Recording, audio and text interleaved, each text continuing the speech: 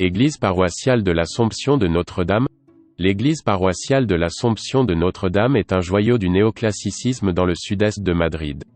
Il appartient au diocèse d'Alcalá de Henares et à l'archiprêtre de Villarreiro de Salvané et a été déclaré bien d'intérêt culturel par la communauté de Madrid en 1997.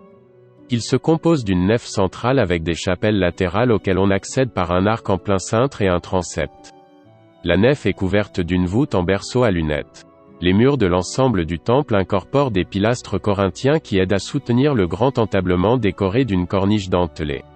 L'intérieur est décoré d'une abondante ornementation de guirlandes, de rosaces et de disques.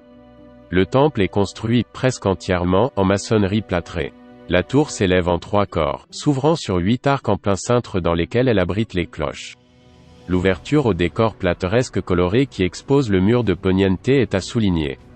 Le retable du maître-autel est un relief en bois et plâtre probablement de la fin du XVIIe siècle, dont le thème est l'Assomption de Notre-Dame, chef de la paroisse.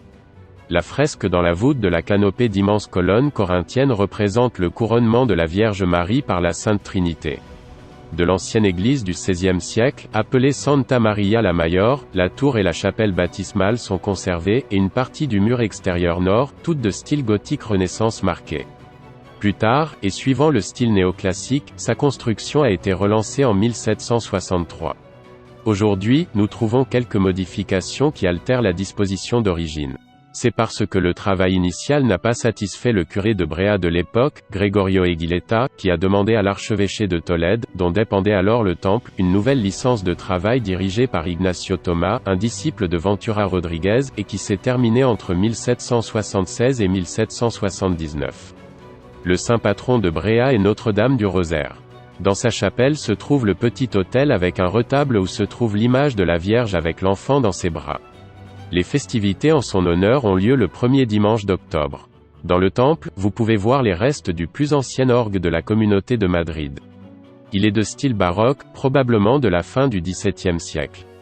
Il ne reste que la façade, qui est actuellement utilisée comme retable avec des images données par les fidèles, parmi lesquelles on peut trouver un Saint Juanillo attribué au célèbre sculpteur de la Renaissance Berruguete.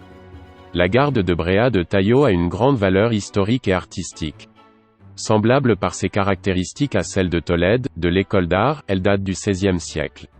C'est la seule ville d'Espagne qui a la prérogative de prendre le Saint-Sacrement en procession dans sa précieuse garde en argent, selon une bulle papale du XVIe siècle, lors de la procession de la rencontre à l'aube le dimanche de Pâques. Les fonts baptismaux sont l'un des espaces les plus anciens de l'église, appartenant à l'église primitive. La communauté de Madrid a achevé les travaux de restauration du temple en 2005.